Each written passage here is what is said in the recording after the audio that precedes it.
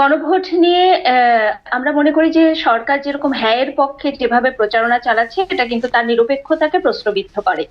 এবং এভাবে আহ, মানে একটা ভোট যখন হয় তখন যেটা দরকার ছিল যে গণভোটটা কি এবং এই বিষয়বস্তুগুলো কি সেগুলো ব্যাপারে সবাইকে সচেতন করা, সেটা না করে সরকার করছেন যে হ্যাঁ ভোট দিলে সব পাবেন, না ভোট দিলে কিছুই পাবেন না।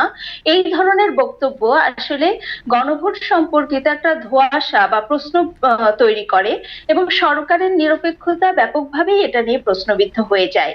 কারণ তিনি তো মতামত দিয়ে দিতে পারে না। সরকার যদি একটা নিরপেক্ষ অবস্থানে থাকতে চায়, গণভোট মানে গণমানুষের আকাঙ্ক্ষাকে প্রতিফলনের বিষয় আসে, পদ্মা সেতু, মেট্রো রেল এবং এলিভেটেড এক্সপ্রেসওয়ে নির্মাণের গর্বিত অংশীদার বসুন্ধরা সিমেন্ট। তাহলে তারা ঠিক করবেন তারা হ্যাঁতে ভোট দিবেন নাকি নাতে ভোট দিবেন, জনগণ সেটা ঠিক করবেন। তিনি সরকারি যদি বলে দেন যে হ্যাঁতে ভোট দিবেন, তাহলে তো একটা নিরপেক্ষতা হারিয়ে ফেলে। 2 নম্বর বিষয় হচ্ছে, আমরা শুরু থেকে বলেছিলাম গণভোট একটা অপ্রয়োজনীয়। কেন? কারণ সংবিধান সংস্কারের বিষয় কিন্তু সংবিধানেই আছে যে সংবিধান সংস্কার করা সম্ভব, সংবিধান সংশোধন করা সম্ভব এবং সেটা সংসদের 2/3 ভোট হলে সেটা সংশোধন করা যায়। তাহলে আমরা মানে এই ধরনের গণভোট, এখন দেখেন বাংলাদেশের মানুষ মাত্র 60 ভাগ মানুষ হচ্ছে স্বাক্ষর করতে জানেন। এর মধ্যে 40 ভাগ তারা স্বাক্ষরই জানেন না, লেখাপড়া জানেন না, তারা গণভোট কিভাবে করবেন? এর 60 ভাগের মধ্যে অধিকাংশই আবার আছেন যারা রিডিং পড়তে পারেন না, বাংলা রিডিং পড়তে পারেন না। তাহলে এটা কি সত্যিকারের গণমানুষের বক্তব্য, মানে তাদের ভোট বা তাদের কথাটা উঠে আসে এই ভোটের মাধ্যমে, যেখানে বেশিরভাগ মানুষ শিক্ষা থেকে বঞ্চিত বাংলাদেশে?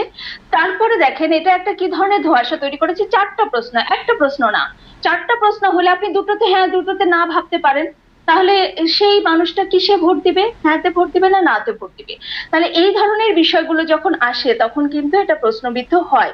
আমরা বলছিলাম যে গণভোটটা প্রয়োজনীয়তা দরকার, মানে প্রয়োজন না, কারণ সংবিধান সংশোধন কিন্তু সংবিধানের নিয়মেই আছে যে কিভাবে করা সম্ভব।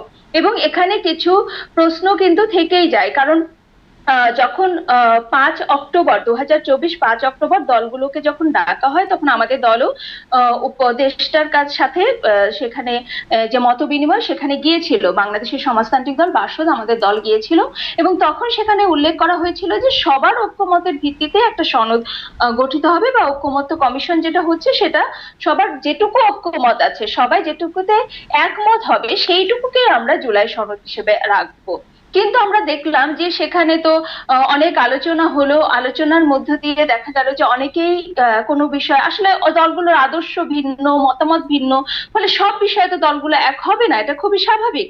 ফলে রাজনৈতিক দলগুলো কিন্তু বিভিন্ন মতামতগুলো দিল এবং সেখানে নোট অফ ডিসেন্ট থাকলো, অর্থাৎ সব বিষয়ে সবাই একমত না। আমরা নোট অফ ডিসেন্ট দিলাম, বিএনপির মতো দল নোট অফ ডিসেন্ট দিল, বিভিন্ন দল নোট অফ ডিসেন্ট দিল। কিন্তু দেখেন জুলাই সনদের পরে যখন গণভোটের বিষয়টা আসলো তখন কিন্তু নোট অফ ডিসেন্ট বাদ হয়ে গেল।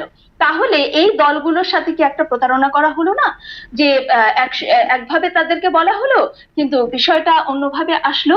তারপর দেখেন আমরা বলতে চাচ্ছি যে এই যে যে বিষয়টা আসছেন যে ইমডেমনিটি দেয়া, এটাও কিন্তু একটা প্রশ্ন তৈরি করে যে কোনো কিছুকে যখন বলা হচ্ছে যে এটা নিয়ে কোনো আইন মানে এটা নিয়ে কোনো প্রশ্ন থাকলেও আইন আদালতে সেটা এই জুলাই সনদে সবার উপরে থাকবে, এমনকি সংবিধানের সাথে সাংঘর্ষিক হলেও সেটা উপরে থাকবে। এইভাবে যে ইমডেমনিটি দেয়া সেটাও কিন্তু একভাবে তার মানে গ্রহণযোগ্যতা বা নিরপেক্ষতাকে প্রশ্নবিদ্ধ করে। তো আমরা মনে করি যে জুলাই মানে এই যে গণভোটের বিষয়টা সরকার যেভাবে উপস্থাপন করছে তার মধ্য দিয়ে তার পক্ষপাতিত্ব তৈরি হয়ে যাচ্ছে। এর মধ্য দিয়ে শুধু গণভোটই না, এমনকি জাতীয় সংসদ নির্বাচনটাও কিন্তু তখন প্রশ্নবিদ্ধ হয়ে যায়। যে এটাও আসলে মানে গণভোট নিরপেক্ষতা হারায় শুধু না, তখন সরকারের নিরপেক্ষতাই কিন্তু একটা প্রশ্নবিদ্ধ হয়ে যায় এবং সেটার প্রভাব জাতীয় সংসদ যে নির্বাচন সেই নির্বাচনেও পড়বে আমার মনে হয়। আমার আরেকটা প্রশ্ন আছে আপনার কাছে, যেটি হচ্ছে অন্তর্বর্তী সরকার যখন নিজেকে নিরপেক্ষ প্রশাসন বলে দাবি করে তখন একটি নির্দিষ্ট ফল হায়ের পক্ষে রাষ্ট্রীয় প্রচার কি সেই নিরপেক্ষতার সঙ্গে সাংঘর্ষিক কিনা? হ্যাঁ, অবশ্যই সাংঘর্ষিক। আমি যেটা বলছিলাম আসলে এটা সরকারের পক্ষ থেকে এবং আপনি দেখবেন যে বিভিন্ন সরকারি প্রতিষ্ঠান এনজিও গুলোকে বাধ্য করা হচ্ছে যে তারা হ্যাঁ ভোটের পক্ষে প্রচারণা চালাবে। সরকারি কর্মকর্তা কর্মচারীদেরকে বলা হচ্ছে তারা হ্যাঁ ভোটের পক্ষে প্রচারণা চালাবে। তো এটা আসলে এক ধরনের মানে এটাকে আসলে মানুষের যে গণমানুষের আকাঙ্ক্ষা থেকে উঠে আসা একটা বিষয়, আর এভাবে চাপিয়ে দেওয়া একটা বিষয়, এটা তো আসলে অন্তর্বর্তীকালীন সরকারের নিরপেক্ষতাকেই প্রশ্নবিদ্ধ করে। অথচ আমরা কিন্তু বলছি যে তত্ত্বাবধায়ক মানে সরকারের বিধান কিন্তু রাখা হচ্ছে পরবর্তীতে। কেন? যাতে তুলনামূলকভাবে একটা নিরপেক্ষ সরকারের অধীনে নির্বাচন অনুষ্ঠিত হয়। আমরা দেখেছি দলীয় সরকারের অধীনে নির্বাচনগুলো সুষ্ঠু হয়নি, তাহলে তত্ত্বাবধায়ক সরকারের আইনটা আবার নিয়ে আসা হয়েছে যাতে একটা নিরপেক্ষ, তুলনামূলক অর্থে তো আসলে আপনার সাথে আরেকটা প্রশ্ন জুড়ে দেই যে সরকারের শাসন প্রশাসন সব যন্ত্র যেভাবে হ্যাঁ ভোটের পক্ষে প্রচারণা চালাচ্ছে, সেটি ভোট জালিয়াতির একটি উৎসবে পরিণত হবে কিনা হ্যাঁ ভোটকে জয় করতে গিয়ে, সরকারের অবস্থান ব্যাখ্যা করতে গিয়ে? এটা আসলে আমরা এর আগেও দেখেছি প্রশাসনিক ভোট কেমন হয়, আমরা দেখেছি। হয়তো হ্যাঁ ভোটটাও প্রশাসনিক ভোট হবে এবং এটা আসলে গণমানুষের প্রতিফলন হবে বলে মনে হয় না। এবং হ্যাঁ ভোট যদি মানে যে জয়যুক্ত হয়, তখন আবার মানুষের মনেও একটা প্রশ্ন তৈরি হবে, সত্যিকার অর্থেও যদি জয় হয় তখন মনে করবে যে আসলে এটা প্রশাসন চেয়েছে তাই এই হ্যাঁ ভোট জয়যুক্ত হয়েছে। ফলে এটা নিয়ে আসলে একটা গণমানুষের যে একটা স্বতঃস্ফূর্ত অংশগ্রহণ, সেটাকেই বরং বাধাগ্রস্ত করছে। আরেকটা বিষয় আমি বলতে চাই, এরা বারবার বলা হচ্ছে সংস্কারটা কিছুই পাবেন না। আমরা তো সংস্কার নিয়ে 15 মাসে আমরা কি সংস্কার দেখেছি বলেন তো? আমরা দেখলাম যে 45 জন ঋণ খেলাপি তারা কিন্তু নির্বাচনে অংশগ্রহণ করতে পারছে। আমরা দেখলাম যে এবার বরং আরো নারী প্রার্থী কম।